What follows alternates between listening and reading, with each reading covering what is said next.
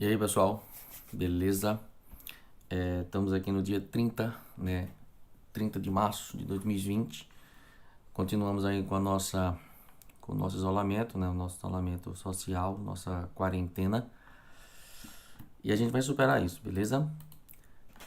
Hoje, galera, eu vou falar um pouco sobre zoologia, né? Vou falar um pouco sobre aquela parte inicial, né? Que a gente mostra um cladograma com 9 filos, né? Onde a gente vai falar um pouco sobre cada um dos filos, né? Algumas características. Posteriormente aqui no Instagram eu vou disponibilizar, né? Uma tabela bem interessante que coloca todos os 9 filos. Para os meus alunos que eu tenho as salas lá no Google Sala de Aula, tá? Eu vou estar disponibilizando e a galera que está chegando aí, né, pode colocar perguntas baseado no conteúdo que eu vou falar hoje, que é zoologia, né, dentro do nosso tempo. A gente vai tentando responder. Valeu aí, Theo. Tamo aí. Bom dia para você, bom dia para a galera que está entrando. E a gente vai tratar, tá, dos filos, né? O que que acontece? O Enem, ele normalmente traz zoologia. E a zoologia, ela tanto pode aparecer de forma isolada, como também relacionada à ecologia, à evolução, a uma coisa que eu sempre digo, não tem como você, tá, estudar zoologia sem ter aqueles conceitos de embriologia que a gente fala, tá, em relação às aquela parte de quantos em relação ao número de folhetos, em relação à presença de boca ou ânus a partir do blastóporo, né, a presença ou não do celoma. Então é de suma importância, tá? Você tá visualizando essas estruturas embriológicas. Então você tem que ter o conceito da embriologia, tá, dentro dessa parte da zoologia. Não tem como você estudar uma coisa sem estudar a outra, beleza? Então a gente vai observar que, iniciando aqui o nosso cladograma, o primeiro conceito que a gente precisa ter na cabeça é exatamente o que é zoologia e por que a gente estuda o reino animal. Então nós vamos observar o seguinte: todas as vezes que você fala inicialmente de reino, a primeira coisa que a gente vai ter que destacar, né, foi os 5 reinos que nós temos estudos, né, até hoje, que no caso é o Monera, o Protista, né, que é chamado hoje de Protoctista, o Fungi, o Animalia e o Plantae. No caso especificamente do Animalia, né, que vai ser o reino animal, nós vamos ter exatamente a questão relacionada a o que a gente chama atenção em relação à presença de seres pluricelulares, seres eucariontes, tá? E seres heterotróficos por ingestão. Por que por ingestão? Para diferenciar dos heterotróficos por absorção, que no caso são os fungos. Quando a gente chega aqui no reino animal, nós podemos, né, alguns autores chamam a atenção para 2 grupos, né? O que é interessante é que atualmente não se coloca tanto, mas muitas vezes você vai responder algumas questões antigas, ele chama a atenção para isso. Para quê? Você vai ter lá heterotrófico por absorção pluricelular sem formação de tecidos. Então aí você passa a ter agora um sub-reino chamado de Parazoa, que é o chamado sub-reino de um filo só, que é exatamente o filo dos poríferos. Já no caso, os outros 9 filos seriam heterotróficos pluricelulares com formação de tecidos e órgãos, que nesse caso vai ser o que? Será exatamente todos os outros quinidários, platelmintos, nematóides, moluscos e anelídeos, depois os artrópodes, os equinodermos e logo após vem os cordados. Todos esses 8 filos que estão dentro dos metazoários do metazoa vão apresentar órgãos e tecidos. Daí existe essa divisão entre um lado você ter o subreino Parazoa, aonde estão os poríferos, e o outro, os outros 8 filos, onde estão no chamado Metazoa. Atualmente, muitas questões, né, trazem apenas essa relação dos metazoários, né? Então, quando você for estudar ou você for responder questões, ele geralmente coloca os animais dentro desses seres metazoários.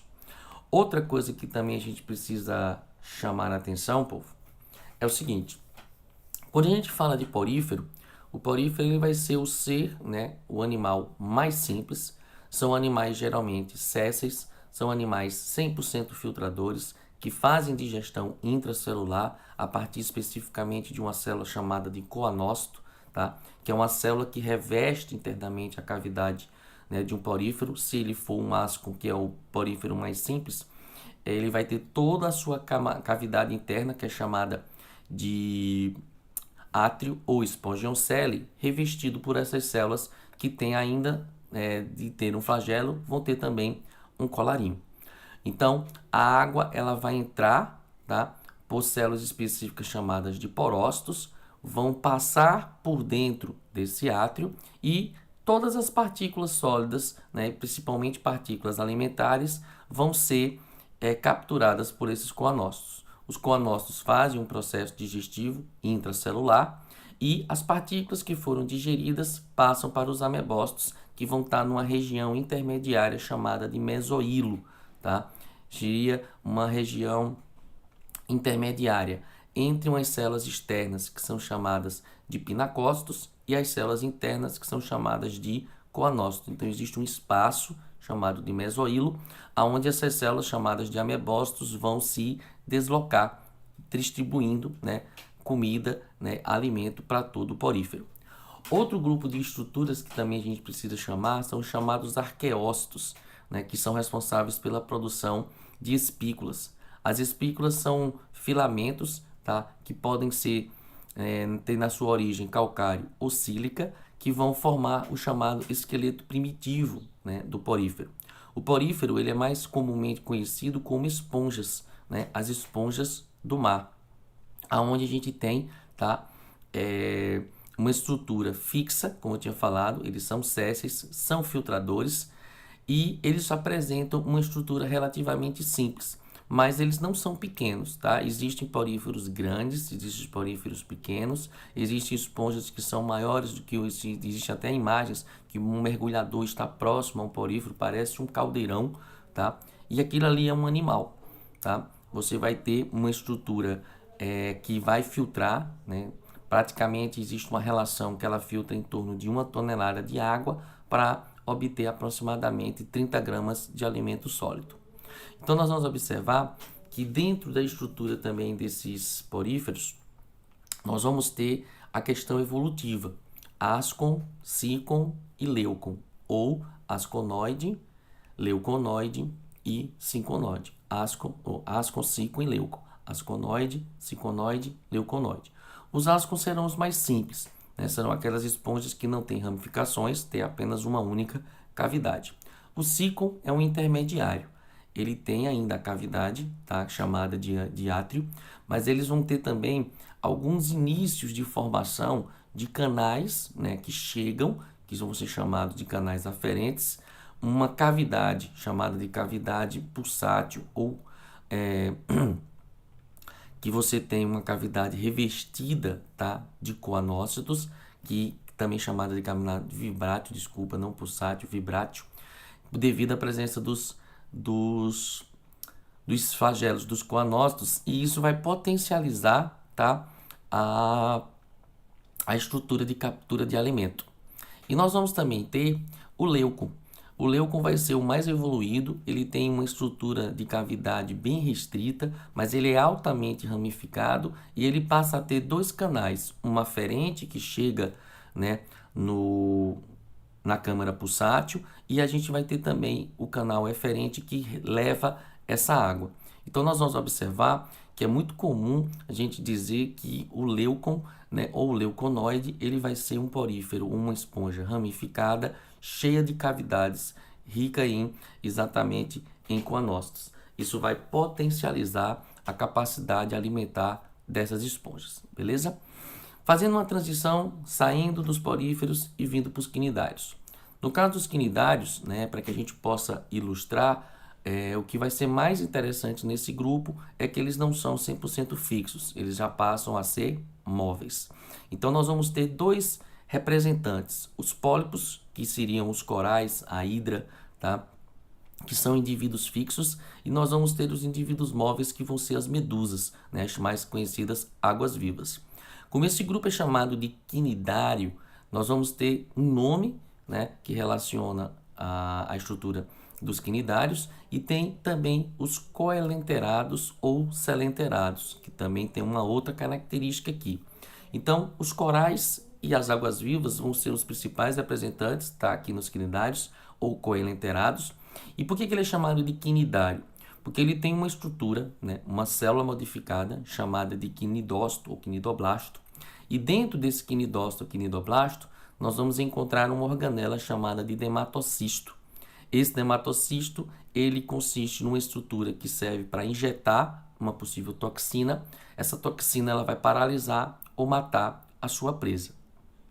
Já no caso de coelentera ou selenterado, isso tem a ver com a sua cavidade interna, né? Que vai ser uma cavidade agora, vamos dizer assim, mais ou menos semelhante ao que acontece com os poríferos, só que agora já é uma cavidade digestiva, uma cavidade gástrica, aonde vai ser lançada enzimas, e aí o processo não é mais 100% intracelular como nos poríferos. Ele vai ter uma parte extracelular, uma parte intracelular. Mas isso aí eu vou explicar daqui a pouco, tá?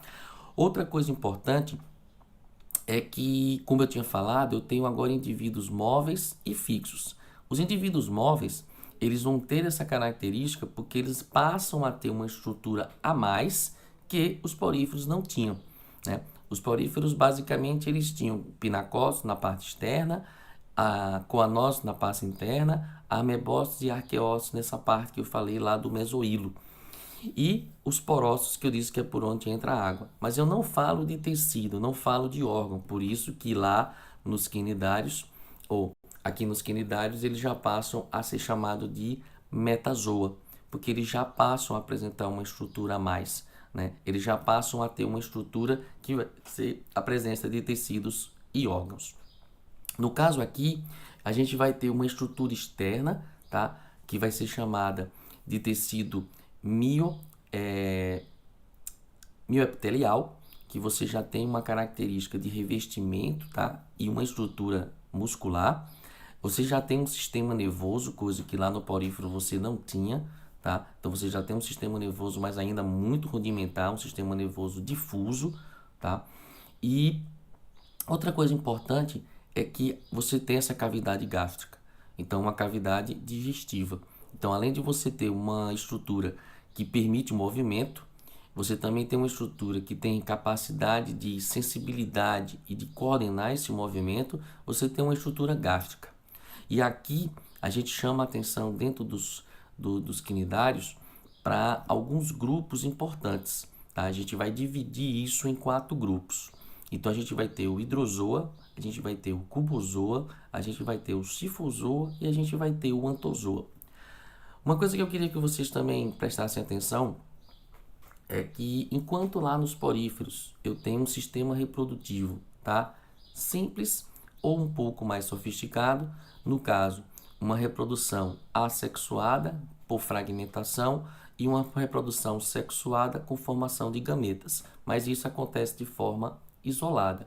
Já aqui nos quinidários, você tem uma interação, tá? Uma interação entre esses dois tipos de reprodução, ora sexuada, ora assexuada, que aqui na biologia a gente chama de alternância de gerações ou metagênese. A gente fala disso também lá nas plantas. Tanto que tem questões que fazem esse comparativo, tá? Entre plantas e animais com metagênese ou alternância de gerações. O que vai acontecer? A gente vai observar que o pólipo vai ser a estrutura cilíndrica, onde ocorre reprodução assexuada, no caso aqui da metagênese, e eu tenho a medusa, onde vai acontecer o processo de fusão de gametas, onde tem a reprodução sexuada. Então, no mesmo grupo, tá? Se a gente pegar alguns hidrozoa, alguns cifozoa, alguns que têm como fase predominante o pólipo e outro como fase predominante a medusa, você tem uma fase predominante e uma fase temporária. Então, a gente diz que você tem uma fase sexuada, uma fase assexuada, que é o que a gente chama de metagênese ou alternância de gerações. Então, se a gente for observar, é muito importante você estar chamando a atenção para isso, devido ao seguinte, existem alguns hidrozoa, no caso da hidra, que ela não faz alternância de gerações, como eu também vou ter o antozoa, que não faz alternância de gerações. Então, ele tem uma fase única, tá? Onde ele não faz esse processo de ser pólipo, ser medusa, ser pólipo, beleza? Então, vindo aqui para a classificação. Dentro do hidrozoa, a gente vai ter o grupo mais simples, que no caso vai ser a hidra, né? A hidra ela é um representante bem interessante, porque ela ocorre em água doce, tá? E também em água salgada, mas no caso da água doce foi o primeiro representante dos quinidários a ser descoberto, tanto que o primeiro cientista que descobriu imaginou que era uma planta, né? Era uma pequena alga, até que ele observou que além de ter movimento, quando ele jogou um alimento, esse alimento foi capturado. Então, inicialmente poderia ser uma planta carnívora, né? de ambiente aquático, mas depois se descobriu que era um animal. Então, a hidra tem como principal representante os pólipos, mas ele pode fazer alternância de gerações, tá? Já o cifozoa, ele faz o contrário. O cifozoa ele vai ter como estrutura predominante a medusa, né, a água-viva, mas que também poderá originar pólipo. Já no caso do cubozoa, existe apenas, né, uma medusa, geralmente em forma de cubo, tá? Ela não forma pólipo, ela não vai fazer alternância de gerações. E outra coisa importante, a gente vai observar que existem alguns quinidários que são letais. E aqui dentro do cubozoa, nós vamos ter uma medusa, na chamada de vespa do mar, que ela é letal, né? Se você entrar em contato com uma água-viva dessa, você poderá, né, receber a sua toxina. Essa toxina ela pode ser neurotóxica e ela pode causar a morte do indivíduo, tá? E por último, a gente tem os antozoa. Então, no caso do antozoa, nós vamos ter exatamente os corais, né? Os corais eles têm como característica, né, serem pólipos fixos, tá? Fixos mesmo, porque eles vão estruturar, né, uma espécie de um esqueleto, né, geralmente formado por carbonato de cálcio, né? Então ele tem uma estrutura de carbono com calcário e essa estrutura é o que vai dar, né, a beleza, né, dos recifes de corais. Tanto que a gente tem uma das maiores estruturas de recife de corais lá na Oceania, né, a Grande Barreira de Corais, composta por aproximadamente quase mais de 2.000 quilômetros de distância, né, uma estrutura enorme, né, é uma das estruturas que podem ser vistas, se eu não me engano, né, fora do nosso planeta, né, quem faz essas viagens ao redor até a própria Estação Internacional Espacial dá para ver essa barreira de corais. E uma coisa importante é que esse coral ele é de suma importância devido à característica de compor uma colônia, né, uma comunidade onde outros seres vão conseguir sobreviver dentro desse ambiente. Então ele vai servir como fixação para algas. Alguns animais só conseguem sobreviver em esse ambiente, né, onde existem esses corais. E os corais eles têm um crescimento lento, tá? E uma coisa importante, falando como eu falei lá no início, né, em relação à ecologia, hoje a gente tem um processo chamado de branqueamento dos corais. Esse branqueamento dos corais ele tem como principal característica o aumento da temperatura da água. Lembrar que alguns desses corais, apesar de serem animais, eles apresentam algas no seu interior, são chamadas de zooxantelas. E essas zooxantelas elas estabelecem um processo de mutualismo com o coral. Com o aumento de temperatura, o coral sofre esse branqueamento porque a zooxantela morre. Então, quando ela morre, tá, acontece a morte também do coral. E aí o coral ele se torna branco. Existem áreas hoje, tá, no planeta onde você tem uma morte 100% desse coral. E quando um coral ele morre, geralmente é difícil, tá, ele conseguir voltar. Ok?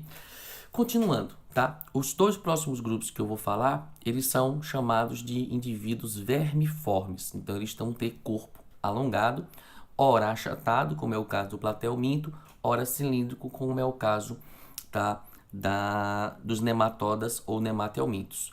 Diferenciando cada um dos grupos.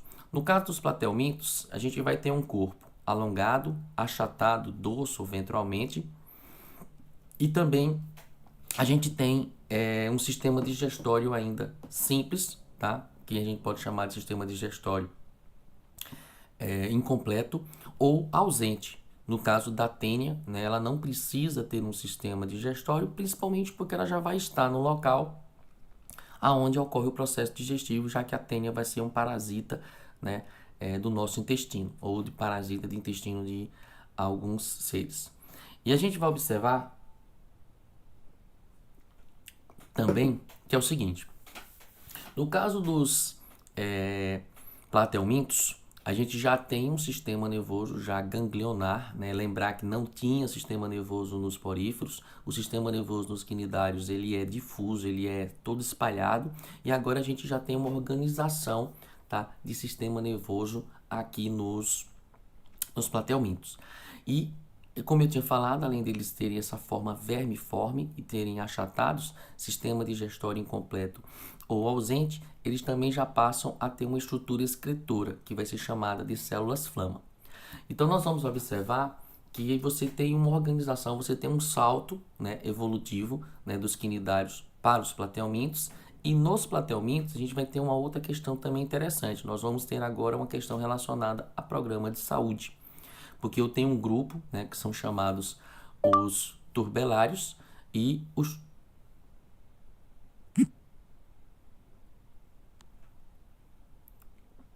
No caso, desculpa aqui, o celular deu uma travadinha. Os turbelários, e os turbelários você vai ter um grupo chamado, né, de planária. E no caso das planárias, elas são representantes de vida livre, né? E aí, Turião, beleza? Valeu aí por estar participando aí. O Túlio, o colega nosso lá de Petrolina, professor de Química. Um abraço aí, meu irmão. Então, a gente vai ter os turbelários, que vão ser o grupo das planárias. As planárias são de vida livre e as planárias elas têm uma característica massa, né? Que no caso, elas têm uma reprodução assexuada, elas são praticamente difíceis de se destruir, porque quando você corta, cada pedaço dela, né, vira um novo indivíduo, beleza? E a gente vai observar que existem outros grupos, o chamado tremátoda, né, e o cestoda. Dentro do tremátoda, nós vamos ter uma doença, tá, que é a esquistossomose ou barriga d'água, que gera a ascite, que é o aumento, né, da barriga do indivíduo por um edema, que é relacionado principalmente à parte intestinal e fígado, e a gente vai ter o esquistossoma, né? Então, a esquistossomose ela é uma doença, né, muito comum aqui no Brasil, devido às nossas condições sanitárias, né, de acúmulo de água, de falta de condições sanitárias adequadas para de questão de esgoto e também das fezes. E nesse caso, existe uma coisa interessante, né? Existem alguns locais aqui no Brasil que a esquistossomose ela é bem endêmica, né? Aquela coisa que acontece especificamente num determinado local por causa da presença de um caramujo. Então a gente vai lembrar que no caso da esquistossomose existe uma necessidade de um hospedeiro intermediário, que é onde estão as larvas, né? Só para falar rapidamente do ciclo, quando o indivíduo elimina as fezes, vem ovos. Desses ovos, em ambiente com água, sai uma larvinha chamada de miracídio. O miracídio, ele parasita o caramujo e se transforma em cercária. Essa cercária é o que a gente vai chamar de larva infectante do humano. Quando essa cercária entra no corpo do indivíduo, seja pela pele ou seja por ingestão, mas é mais comum pela pele, o miracídio ele vai se tornar um esquistossoma adulto e ele vai se fixar principalmente, né, nas veias e artérias que estão localizadas no nosso intestino ou vai para o fígado. Daí ocorre formação de edema, aumento do volume geralmente da região abdominal. Daí se tem a ascite. E dentro ainda aqui dos platelmintos a gente tem o cestoda. Dentro do cestoda nós vamos ter, né, como principal representante a tênia, né, e dentro da tênia a gente vai ter a sólio e a saginata. Lembrar que a sólio ela é comum, né, nos porcos e a saginata em bovinos. Vamos observar que existe uma diferençazinha básica entre elas, tá? Principalmente em relação a que doenças ela causa. No caso da sólio, ela pode gerar ateníase, que é exatamente a solitária que se desenvolve no intestino, mas ela também pode gerar a chamada neurocisticercose. Já no caso da saginata, que é a bovina, ela só gera ateníase, que é o desenvolvimento da solitária. A gente vai observar que a tênia ela tem uma característica porque ela também pode ser encontrada em alguns animais. Não me recordo o nome, né, específico da espécie, mas a gente já encontra tênias especificamente em ratos e também tênias em peixe. Daí muitas vezes a pessoa ela precisa tomar cuidado, né, no manusear o peixe. Se você vê alguma estrutura, né, diferente que você não conhece, o interessante é você desprezar aquilo ali ou você fazer tratamento térmico, né? É interessante você fazer o tratamento térmico, que é uma das características no caso principalmente da carne de porco que a gente faz. Geralmente a gente cozinha, posteriormente a gente assa, beleza?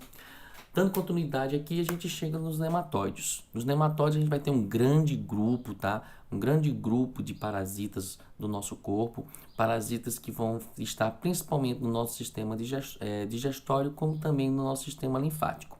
Então nós vamos ter um grande grupo partindo, né, desde do Ascaris lumbricoides, que é a lombriga, passando por enteróbios vermiculares, que é exatamente o oxiuro, chegando, né, a um ancilostoma. E esse ancilostoma a gente vai observar que você tem o ancilostoma duodenale, tá? E você tem o ancilostoma brasiliensis. O duodenale específico humano, o brasiliense específico de animais. Só que a gente vai observar que esse duodenale, ele vai gerar feridas, né, geralmente na parede da mucosa intestinal, gerando perda de sangue e anemia, daí o nome amarelão. E o ancilostoma brasiliensis, apesar dele ser específico de animais, principalmente de cachorros, ele pode acidentalmente parasitar o homem, levando a uma coisa chamada de larva migrans, o bicho geográfico.